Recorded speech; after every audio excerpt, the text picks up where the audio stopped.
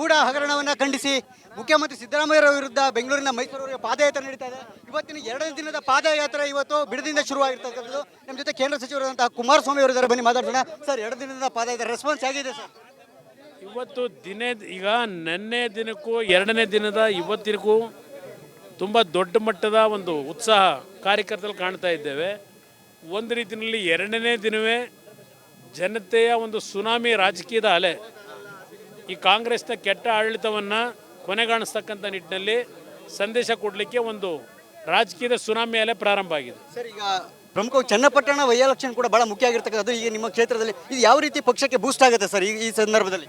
ಇದು ಚನ್ನಪಟ್ಟಣ ಈಗಾಗಲೇ ರಾಜಕೀಯವಾಗಿ ನಮಗೇನು ಶಕ್ತಿ ಹಲವಾರು ವರ್ಷಗಳಿಂದ ಕೊಟ್ಕೊಂಡು ಬಂದಿದ್ದಾರೆ.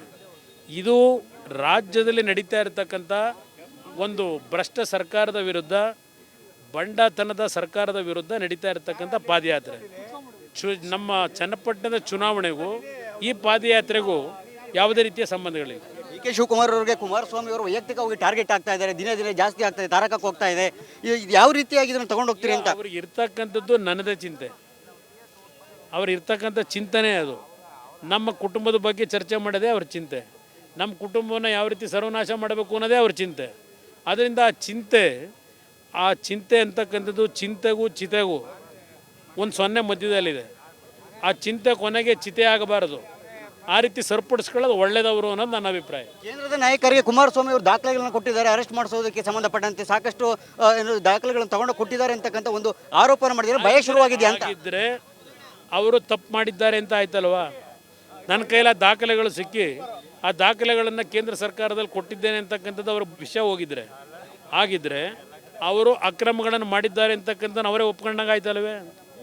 ಕುಮಾರಸ್ವಾಮಿ ಅವರು ಯಾಕಂತಂದ್ರೆ ಓಕೆ, ಇದಿಷ್ಟು ಕೂಡ ಎಚ್ ಡಿ ಕುಮಾರಸ್ವಾಮಿ ಅವರ ಮಾತು. ಒಟ್ಟಾರೆಯಾಗಿ ಡಿ ಕೆ ಶಿವಕುಮಾರ್ ಅವ್ರಿಗೆ ಒಂದು ರೀತಿಯ ಭಯ ಶುರುವಾಗಿರ್ತಕ್ಕಂಥದ್ದು, ಜೊತೆಗೆ ಆಗಿರೋ ಕಾರಣದಿಂದಲೇ ನಾನು ಕೇಂದ್ರ ನಾಯಕರಿಗೆ ದಾಖಲೆಗಳನ್ನು ಕೊಟ್ಟಿದ್ದೀನಿ ಅಂತಕ್ಕಂಥ ಭಯ ಅವರನ್ನು ಕಾಡ್ತಾ ಇರೋದು ಅಂತಕ್ಕಂಥ ಮಾತನಾಡಿರ್ತಕ್ಕಂಥ. ಜೊತೆಗೆ ಚನ್ನಪಟ್ಟಣ ಬೈ ಎಲೆಕ್ಷನ್ ಏನಿದೆ, ಈ ಚನ್ನಪಟ್ಟಣ ಬೈ ಎಲೆಕ್ಷನ್ ಕೂಡ ಈಗಾಗಲೇ BJP ಮತ್ತು JDSಗೆ ದೊಡ್ಡ ಮಟ್ಟದಲ್ಲಿ ಬೂಸ್ಟ್ ಆಗಿದೆ ಅಂತಕ್ಕಂಥ ಮಾತನ್ನು ಭಾಳ ಸ್ಪಷ್ಟವಾಗಿರ್ತಕ್ಕಂಥದ್ದು. ನೋಡೋಣ ಮುಂದಿನ ದಿನಗಳಲ್ಲಿ ಚನ್ನಪಟ್ಟಣ ಬೈ ಎಲೆಕ್ಷನ್ ಯಾವ ರೀತಿಯಾಗಿ ಕಾವಿರುತ್ತೆ ಅಂತಕ್ಕಂಥ. ಜೊತೆಗೆ ಇವತ್ತಿನ ಪಾದಯಾತ್ರೆ ಏನು ಎರಡು ದಿನದ ಪಾದಯಾತ್ರೆ ಈಗ ಬಿಡದಿಯಿಂದ ಕೆಂಗಲ್ವರೆಗೆ ನಡೀತಾ ಇರ್ತಕ್ಕಂಥ ಈ ಬಗ್ಗೆ ಮತ್ತಷ್ಟು ಅಪ್ಡೇಟ್ ಅನ್ನು ಕೊಡ್ತಾ ಹೋಗ್ತೇವೆ. ಸುರೇಶ್, ರಿಪಬ್ಲಿಕ್ ಕನ್ನಡ, ಬೆಂಗಳೂರು. ಮೂಡ ಹಗರಣವನ್ನು ಖಂಡಿಸಿ ಮುಖ್ಯಮಂತ್ರಿ ಸಿದ್ದರಾಮಯ್ಯ ವಿರುದ್ಧ ಬೆಂಗಳೂರಿನ ಮೈಸೂರಿಗೆ ಪಾದಯಾತ್ರೆ ನಡೀತಾ ಇದೆ. ಇವತ್ತಿನ ಎರಡನೇ ದಿನದ ಪಾದಯಾತ್ರೆ ಇವತ್ತು ಬಿಡದಿಂದ ಶುರುವಾಗಿರ್ತಕ್ಕಂಥದ್ದು. ನಮ್ಮ ಜೊತೆ ಕೇಂದ್ರ ಸಚಿವರಾದಂತಹ ಕುಮಾರಸ್ವಾಮಿ ಅವರು ಇದ್ದಾರೆ, ಬನ್ನಿ ಮಾತಾಡ್ಸೋಣ. ಸರ್, ಎರಡು ದಿನದ ಪಾದಯಾತ್ರೆ ರೆಸ್ಪಾನ್ಸ್ ಆಗಿದೆ ಸರ್? ಇವತ್ತು ಈಗ ನೆನ್ನೆ ದಿನಕ್ಕೂ ಎರಡನೇ ದಿನದ ಇವತ್ತಿನಕ್ಕೂ ತುಂಬ ದೊಡ್ಡ ಮಟ್ಟದ ಒಂದು ಉತ್ಸಾಹ ಕಾರ್ಯಕರ್ತರು ಕಾಣ್ತಾ ಇದ್ದೇವೆ. ಒಂದು ರೀತಿಯಲ್ಲಿ ಎರಡನೇ ದಿನವೇ ಜನತೆಯ ಒಂದು ಸುನಾಮಿ ರಾಜಕೀಯದ ಅಲೆ ಈ ಕಾಂಗ್ರೆಸ್ನ ಕೆಟ್ಟ ಆಡಳಿತವನ್ನು ಕೊನೆಗಾಣಿಸ್ತಕ್ಕಂಥ ನಿಟ್ಟಿನಲ್ಲಿ ಸಂದೇಶ ಕೊಡಲಿಕ್ಕೆ ಒಂದು ರಾಜಕೀಯದ ಸುನಾಮಿ ಅಲೆ ಪ್ರಾರಂಭ ಆಗಿದೆ. ಸರ್, ಈಗ ಪ್ರಮುಖವಾಗಿ ಚನ್ನಪಟ್ಟಣ ವೈ ಎಲೆಕ್ಷನ್ ಕೂಡ ಬಹಳ ಮುಖ್ಯ ಆಗಿರ್ತಕ್ಕಂಥದ್ದು. ಈಗ ನಿಮ್ಮ ಕ್ಷೇತ್ರದಲ್ಲಿ ಇದು ಯಾವ ರೀತಿ ಪಕ್ಷಕ್ಕೆ ಬೂಸ್ಟ್ ಆಗುತ್ತೆ ಸರ್ ಈ ಸಂದರ್ಭದಲ್ಲಿ? ಇದು ಚನ್ನಪಟ್ಟಣ ಈಗಾಗಲೇ ರಾಜಕೀಯವಾಗಿ ನಮಗೇನು ಶಕ್ತಿ ಹಲವಾರು ವರ್ಷಗಳಿಂದ ಕೊಟ್ಕೊಂಡು ಬಂದಿದ್ದಾರೆ. ಇದು ರಾಜ್ಯದಲ್ಲಿ ನಡೀತಾ ಇರತಕ್ಕಂಥ ಒಂದು ಭ್ರಷ್ಟ ಸರ್ಕಾರದ ವಿರುದ್ಧ, ಬಂಡತನದ ಸರ್ಕಾರದ ವಿರುದ್ಧ ನಡೀತಾ ಇರತಕ್ಕಂಥ ಪಾದಯಾತ್ರೆ. ನಮ್ಮ ಚನ್ನಪಟ್ಟಣದ ಚುನಾವಣೆಗೂ ಈ ಪಾದಯಾತ್ರೆಗೂ ಯಾವುದೇ ರೀತಿಯ ಸಂಬಂಧಗಳಿವೆ. ಡಿ ಕೆ ಶಿವಕುಮಾರ್ ಅವರಿಗೆ ಕುಮಾರಸ್ವಾಮಿ ಅವರು ವೈಯಕ್ತಿಕವಾಗಿ ಟಾರ್ಗೆಟ್ ಆಗ್ತಾ ಇದ್ದಾರೆ, ದಿನೇ ದಿನೇ ಜಾಸ್ತಿ ಆಗ್ತಾ ಇದೆ, ತಾರಕಕ್ಕೆ ಹೋಗ್ತಾ ಇದೆ.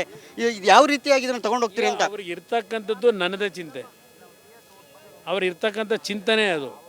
ನಮ್ಮ ಕುಟುಂಬದ ಬಗ್ಗೆ ಚರ್ಚೆ ಮಾಡೋದೇ ಅವ್ರ ಚಿಂತೆ, ನಮ್ಮ ಕುಟುಂಬವನ್ನು ಯಾವ ರೀತಿ ಸರ್ವನಾಶ ಮಾಡಬೇಕು ಅನ್ನೋದೇ ಅವ್ರ ಚಿಂತೆ.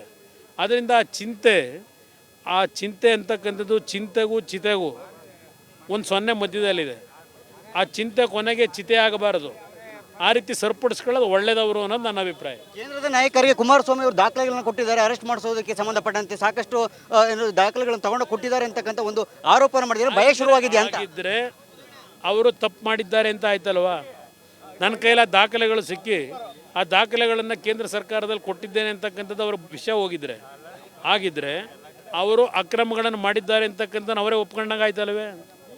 ಕುಮಾರಸ್ವಾಮಿ ಅವರು ಯಾಕಂತಂದ್ರೆ ಓಕೆ, ಇದಿಷ್ಟು ಕೂಡ ಎಚ್ ಡಿ ಕುಮಾರಸ್ವಾಮಿ ಅವರ ಮಾತು. ಒಟ್ಟಾರೆಯಾಗಿ ಡಿ ಕೆ ಶಿವಕುಮಾರ್ ಅವ್ರಿಗೆ ಒಂದು ರೀತಿಯ ಭಯ ಶುರುವಾಗಿರ್ತಕ್ಕಂಥದ್ದು, ಜೊತೆಗೆ ಆಗಿರೋ ಕಾರಣದಿಂದಲೇ ನಾನು ಕೇಂದ್ರ ನಾಯಕರಿಗೆ ದಾಖಲೆಗಳನ್ನ ಕೊಟ್ಟಿದ್ದೀನಿ ಅಂತಕ್ಕಂಥ ಭಯ ಅವರನ್ನು ಕಾಡ್ತಾ ಇರೋದು ಅಂತಕ್ಕಂಥ ಮಾತನಾಡಿರ್ತಕ್ಕಂಥ. ಜೊತೆಗೆ ಚನ್ನಪಟ್ಟಣ ಬೈ ಎಲೆಕ್ಷನ್ ಏನಿದೆ, ಈ ಚನ್ನಪಟ್ಟಣ ಬೈ ಎಲೆಕ್ಷನ್ ಕೂಡ ಈಗಾಗಲೇ ಬಿಜೆಪಿ ಮತ್ತು JDSಗೆ ದೊಡ್ಡ ಮಟ್ಟದಲ್ಲಿ ಬೂಸ್ಟ್ ಆಗಿದೆ ಅಂತಕ್ಕಂಥ ಮಾತನ್ನ ಬಹಳ ಸ್ಪಷ್ಟವಾಗಿರ್ತಕ್ಕಂಥದ್ದು.